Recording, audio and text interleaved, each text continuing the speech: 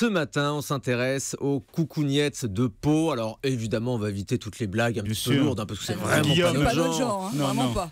Anne Cazobon, à quoi ressemblent ces coucougnettes? Vous voulez vraiment jouer à ce jeu-là, Thomas? Oui. J'ai envie de dire, ça ressemble à ce à quoi ça doit ressembler, si vous voyez ce que je veux dire. La coucougnette est fabriquée à base d'amandes broyées au sucre de canne. Elle est mélangée à des amandes grillées, caramélisées, avec un petit zeste d'eau de vie de gingembre et une rasade d'armagnac. Ah, c'est alcoolisé. Oui. Le cœur de la coucougnette, lui, est une amande douce entière, grillée et enrobée de chocolat noir. Et afin de conserver sa saveur, son moelleux et sa fraîcheur d'ailleurs, on l'a enveloppé d'un léger voile de sucre de canne candy à la parisienne. Et puis pour lui donner la belle couleur rose qu'elle a, cette petite gourmandise, le bonbon est trempé dans du jus de framboise. Très bien. Voilà. Alors, on va traiter les sujets les uns après les autres, sans sourciller. Oui. Déjà, pourquoi s'appellent les coucougnettes? Alors, en fait, le mot coucougnette vient de se faire des coucougnes, comme dans « J'ai très envie de vous faire des coucougnes, Thomas », là tout de suite, maintenant, ici. Oui. Vous aimez? C'est-à-dire, se faire des coucougnes, c'est se câliner, se chouchouter, se cajoler, se caresser. En deux mots, coucougner, c'est offrir un peu d'amour. Et ça, Dieu sait si on en a à revendre dans cette émission. C'est donc tout naturellement que l'on va glisser de coucougne à coucougnette. Il n'y avait qu'une petite galipette. Et pour ce genre de choses, la langue française a les idées mal placées et se montre d'une grande souplesse. C'est sûr. La preuve, quand j'ai dit à mon grand-père hier que je parlerais des coucougnettes de Pau, il m'a dit « Tu sais ce que ça veut dire, hein? Ce sont les joyeuses ». Voilà, à mon âge, c'est mon grand-père qui m'apprend encore les choses de la vie. Il faut dire que selon les générations et l'éducation, les noms de baptême pour appeler un chat et un bonbon une coucougnette sont nombreux. Dans la bourgeoisie, par exemple, on les appelle les précieuses ou les bourses. Les hommes de science, les médecins, eux, vont les nommer parties génitales, testicules ou encore organes reproducteurs. Pour les chefs cuisiniers, ce seront les rognons.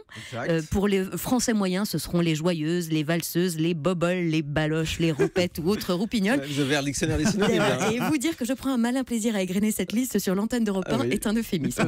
Voilà. Ce qui est sûr, c'est que la grande majorité des gens les appellent par leur nom et ne souhaitent pas qu'on les leur casse, que nombreux aimeraient les avoir en or et que beaucoup de femmes, aimeraient que certains hommes en aient bien plus parfois. Comprennent qui pourra. Ah, il y a un message. On a donc l'impression que ça a quand même un lien avec tout ça. Mais oui, de près ou de loin. Mais oui, puisque les coucougnettes les plus célèbres sont sans aucun doute celles du roi Henri IV, que l'on surnommait le ver galant. Alors le ver galant, c'est cette expression consacrée qui caractérise un homme entreprenant malgré son âge. Aujourd'hui, on dirait un vieux beau, plus ou moins, avec un beau tableau de chasse. C'est un homme qui cherche à plaire aux femmes par ses manières, par son langage, par sa tenue. Et pour le coup, Henri IV était un grand amateur de femmes et de bonne chair.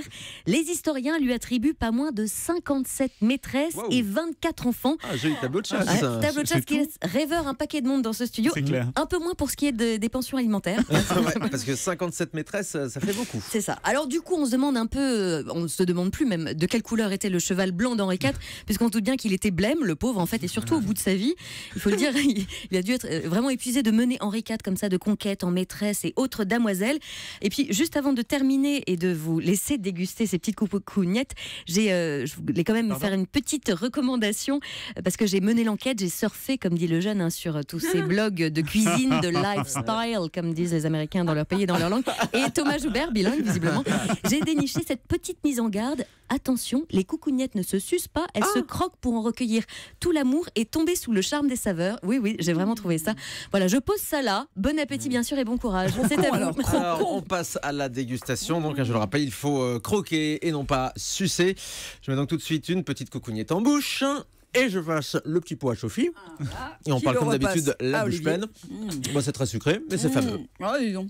C'est bon. Ah, je suis pas encore arrivé à la petite amande qui est à l'intérieur. Parce que Il y a un double effet qui se coule en fait. C'est ça, il y a le double effet. Hop, ramène le pot par là. Donc tout le monde en prend. On va également bon, vous en faire partager avec la régie dans un instant. C'est très bon, Certainement c'est très sucré.